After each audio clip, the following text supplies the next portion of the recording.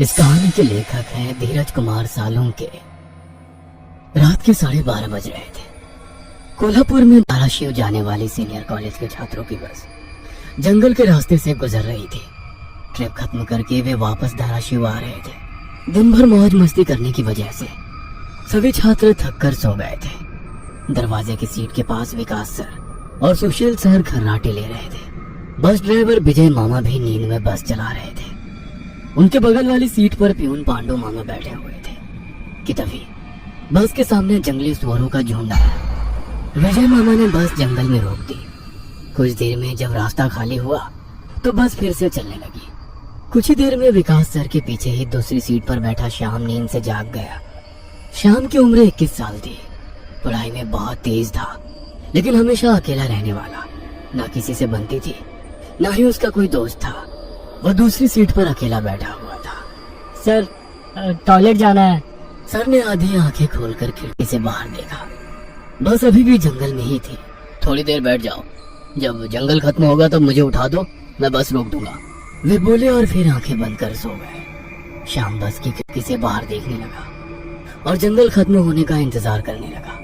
कुछ ही देर में जंगल खत्म हुआ और बस वीरान जगह पर आ गई। उसने विकास सर को जगा दिया और उन्होंने ड्राइवर से बस को रोकने के लिए कहा। जैसे ही बस रुकी, विकास सर बोले, किसी को टॉयलेट होना है तो अभी उतर जाओ, वरना बस सीधे धाराशिव जाकर ही रुकेगी। आवाज सुनकर पिछली सीट पर बैठा श्रीकांत नींद से जाग गया। विकास सर टॉर्च लेकर पहले बस से बाहर उतर गए। उनके पीछे पीछे श्याम और श्रीकांत भी उतरे और वो दोनों अलग अलग झाड़ी के पीछे टॉयलेट करने गए। श्याम टॉयलेट करके वापस आया, लेकिन श्रीकांत अभी भी नहीं आया था कि तभी श्रीकांत जोर से चिल्लाया।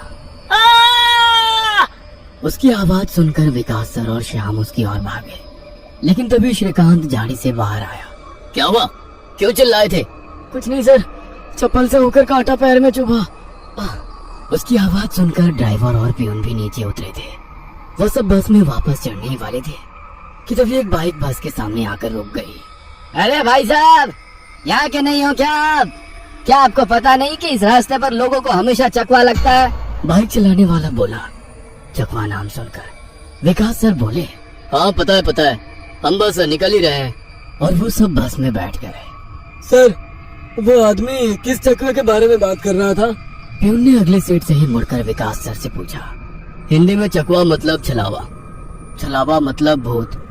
कहते हैं जो लोग रात में सफर करते हुए मरते हैं, उनकी आत्मा छलावा बन जाती है। छलावा रात को सफर करते हुए यात्रियों को पकड़ लेता है और उन्हें अपने गंतव्य स्थल तक पहुंचने ही नहीं देता। वो बस उन्हें उसी जगह पर घुमाते रहता है। कितना भी भाग लो या फिर गाड़ी तेज भगाओ, आप उसी जगह पर आ पहुंच जाओगे जहां आपको छलावा ने पकड़ लिया था। या फिर वो लोग रास्ते से भटक जाएंगे और उस जगह पहुंच जाएंगे जहां पर छलावा उन्हें ले जाना चाहता है, विकास सर ने बताया। इसके बाद ड्राइवर बोला, और यात्री रात भर उसी जगह पर बार बार घूमते हैं। वो तब तक रास्ता भटकते हैं जब तक सूरज ना उगे। जैसे ही सूरज उगता है, उनकी ताकत कम हो जाती है। मेरे कुछ ड्राइवर दोस्त हैं, उनको भी छलावे ने पकड़ लिया था। कहते हैं छलावा बस उन्हीं यात्रियों को पकड़ता है जो थके हुए होते हैं, क्योंकि उन पर हावी होना बहुत आसान होता है ना। फिर तो छलावा बहुत ही खतरनाक है। पियून घबराते हुए बोला, अरे कुछ खतरनाक नहीं है, ये सब अंधविश्वास है। ड्राइवर जब थक जाता है तो रात में उसे रास्ता समझना मुश्किल हो जाता है, इसलिए उसे भ्रम हो जाते हैं और वो रास्ता भटकता है। इसे ही अनपढ़ लोगों ने भूत यानी चकवा या छलावा का नाम दिया है, विकास सर बोले। ये सभी बातें श्याम और श्रीकांत सुन रहे थे। नहीं सर, छलावे होते हैं और कुछ छलावे तो जानलेवा भी होते हैं। मेरे दादाजी को छलावे ने इतना परेशान किया था कि मरते मरते बचे थे। रात को जितने भी एक्सीडेंट होते हैं, उनमें से कुछ न कुछ एक्सीडेंट छलावे के कारण ही होते हैं। वो रात के बेरहम शिकार होते हैं। यात्रियों की थकान और डर ही उनकी ताकत होती है। शिकारियों की तरह ही वे यात्रियों को डराते हैं, भगाते हैं और उनकी जान लेकर उनका शिकार करते हैं। हमें बस इतना पता चलता है कि कार एक्सीडेंट में उनकी मौत हो गई है, लेकिन मौत का कारण छलावा ही होता है सर। श्याम ने डरावनी आवाज में कहा। सर, इस का कुछ मत सुनो, इसकी बुआ राइटर है, उन्हीं से सुनी होंगी ये बातें। और राइटर लोगों का तो काम ही होता है बातें बनाना, उसी से तो उनका घर चलता है। पिछली सीट पर बैठे श्रीकांत ने कहा। श्रीकांत, चुप हो जाओ और सो जाओ, उन्होंने डांटते हुए कहा। और उसके बाद सभी लोगों ने आंखें बंद कर ली और सो गए। कुछ समय बीता श्याम अभी भी जाग रहा था और खिड़की से बाहर देख रहा था। बस किसी जंगल के बीचों बीच से गुजर रही थी कि तभी उसने देखा कि रास्ते के किनारे एक बंद पड़ी चाय की टपरी है। लेकिन ये चाय की टपरी तो मैंने पीछे भी पहले वाले जंगल में देखी थी। वह मन ही मन बोला और खिड़की के बाहर देखने लगा। तब उसे पता चला कि वो तो वही जंगल है जो वीरान जगह से पहले आया था। वह भागते हुए ड्राइवर के पास गया। विजय मामा नींद में बस चला रहे थे, बीच बीच में आंखें झपका रहे थे। विजय मामा, बस कौन से जंगल में है? होगी किसी जंगल में। रास्ते में जंगल कम है क्या? नहीं मामा, हम वापस उसी जंगल में पहुंच गए हैं जहाँ पर बस के सामने जंगली सुअर आ गए थे। नहीं बेटा, तुम्हें कुछ तो गलतफहमी हो रही है। वो जंगल तो कब का पीछे छूट गए ना। उनकी बहस सुनकर विकास सर नींद से जाग गए। क्या हुआ श्याम? सर, हमें छलावा लग चुका है। उसने हमें पकड़ लिया है क्योंकि बस वापस उसी जंगल में आई है जहाँ से पहले गुजरी थी। लेकिन विकास सर भी ड्राइवर की तरह उस पर विश्वास नहीं कर रहे थे। सर, अगर आपको मेरी बात पर यकीन नहीं हो रहा है तो बाहर देखो। अभी कुछ देर रास्ते के किनारे एक ट्रक दिखाई देगा जो एक्सीडेंट में पलटी हो चुका है। और कुछ ही देर में रास्ते के किनारे सभी को पलटी हुई ट्रक दिखाई दी। ये देखकर सभी हैरान हो गए थे। ड्राइवर ने भी मान लिया कि श्याम सच बोल रहा है कि तभी जंगल खत्म हो गया और बस वही सुनसान वीरान जगह पर पहुंच गई जहां पर वो कुछ देर पहले टॉयलेट करने के लिए रोक दी गई थी। ये देखकर सभी की आंखें फटी की फटी रह गई थी। विकास सर की तो बत्ती ही गोल हो गई थी। श्रीकांत पिछली सीट से आगे आ चुका था। सबके चेहरे का रंग उड़ गया था।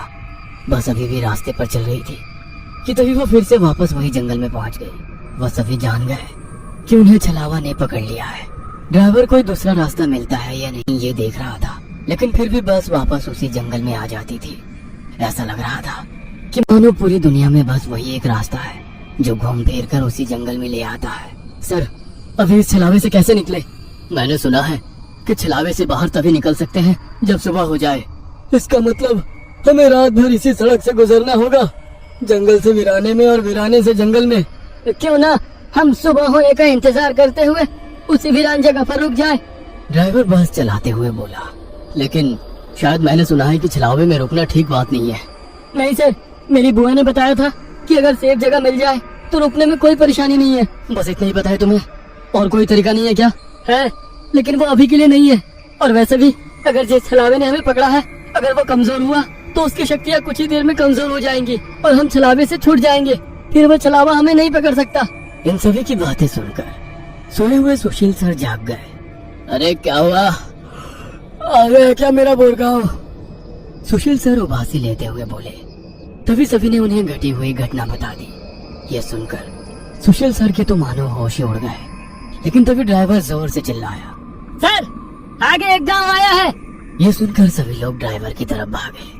तब उन्हें रास्ते के किनारे एक बोर्ड दिखाई दिया जिस पर लिखा था, बोरगांव में आपका स्वागत है। यह देख सुशील सर जोर से चिल्लाए, ये तो मेरा गांव है, लेकिन हम यहाँ इतने जल्दी कैसे पहुँचे? हमें तो कोल्हापुर से निकले मुश्किल से 2 घंटे हो गए हैं और मेरा गांव कोल्हापुर से 6-7 घंटे की दूरी पर है।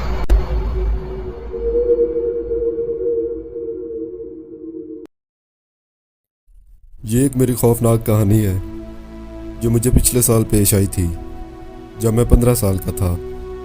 मैं प्राइवेसी की वजह से अपना नाम नहीं बताना चाहता हूँ और कहानी में अपने दोस्तों के नाम भी नहीं जाहिर करना चाहता हूँ। कहानी एक बारिश के दिन से शुरू होती है जब मैं रात को अपने दोस्तों के साथ फिल्म देख रहा था।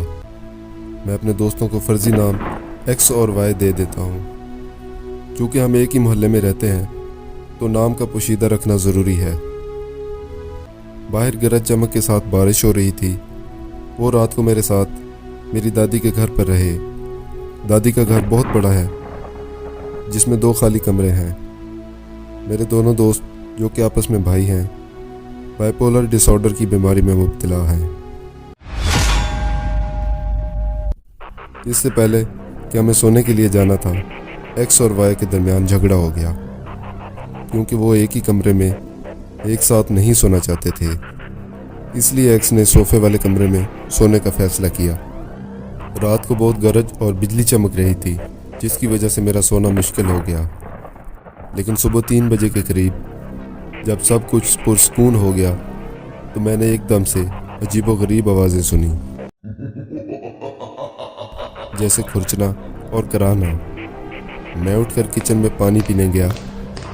मैंने एहतियातन अपना मोबाइल फ़ोन साथ उठाया और किचन की तरफ जाते हुए लाइट ऑन कर दी। एक लम्हे के लिए तो मुझे ऐसा लगा कि मैंने सब कुछ लाइट ऑन करके देख लिया है, लेकिन फिर से मैंने देखा कि जिस कमरे में एक्स सो रहा था उसका दरवाज़ा खुला हुआ था, लेकिन जब हम सोने के लिए गए थे तो उसने यह दरवाज़ा बंद किया था। वह एक बहुत लंबा सा लड़का था जिसके गहरे काले बाल और लाइट स्किन थी, और घर में अंधेरा होने के बावजूद वो नज़र आ रहा था कि कोई खिड़की की तरफ मुंह करके बैठा है। मैं कमरे के करीब पहुंचा, लेकिन जब बिजली चमकी तो मैं डर गया और लाइट ऑन कर दी। मैं अपनी जगह पर जम गया जब मैंने देखा कि एक्स बेड पर एक सफ़ेद खूनी चादर में बैठा अपना बाजू काट रहा है। उसने आहिस्ता आहिस्ता से अपना सर मेरी तरफ मोड़ा। उसकी आंखें खून आलूद और सुर्ख थीं। मुझे ऐसा लगता था जैसे कोई शैतान उसमें दाखिल हो गया हो। उसने धीमी और गहरी आवाज में मुझसे कहा, दूर हो जाओ मुझसे, मैं यकीनन किसी को मारना नहीं चाहता। दूर हो जाओ मुझसे, मैं यकीनन किसी को मारना नहीं चाहता। इन अल्फाज ने तो मुझे छलनी करके रख दिया।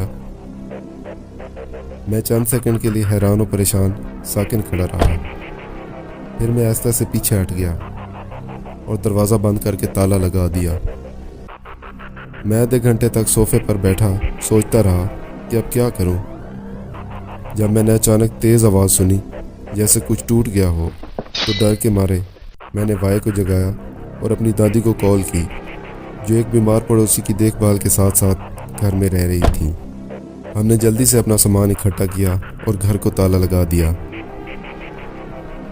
हम पड़ोसी के घर गए और मेरी दादी ने पुलिस और एम्बुलेंस को कॉल करके बुला लिया।